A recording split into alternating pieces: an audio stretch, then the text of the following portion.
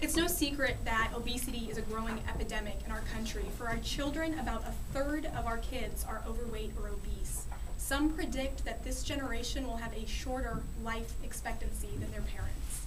So when you look at a child's day, you can really see where this problem starts to emerge. They get up in the morning, they get on the bus or in the car to go to school, and what are they doing? They're sitting. Then they get to school and they're there for 6 to 7 hours. And what are they primarily doing at school? They're sitting. Then they get back in the car to go home. They're sitting once again. Then what does research tell us that they're probably doing once they get home? Say it with me. They're probably sitting. So at Cyclobus, we address this issue by adapting a part of a kid's day. Instead of taking them to and from school via these really inactive modes of transportation, we put them on their bicycles and get them to and from school. And we do this in a timely, safe, organized manner. And what this does is it provides them with exercise twice a day, but more importantly, it empowers these kids to make healthy, lifelong choices.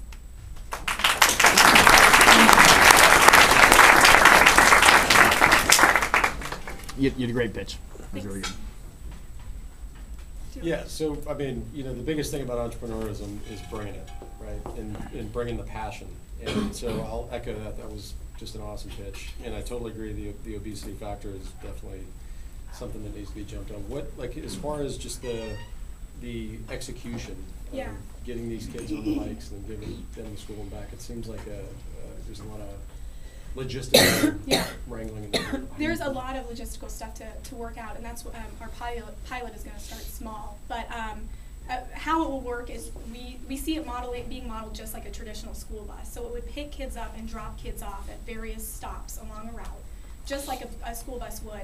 In our model, we have a paid lead driver of every bus. And what that does is it really increases the sustainability of the program, but also the quality of the product.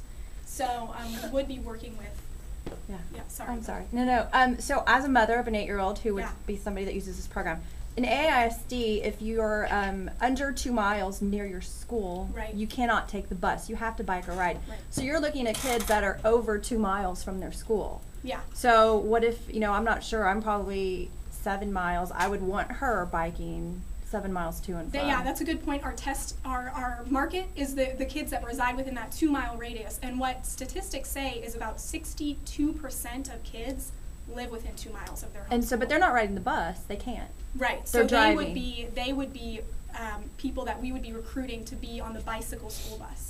Does each family pay to participate? We are looking at a fee-for-service model, and that's part of what we're going to be testing in the pilot is what would that fee-for-service be.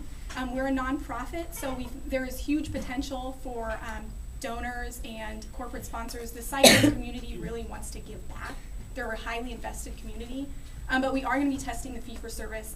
I would like it to be no more than a gym membership, what you would pay for a gym membership for a month.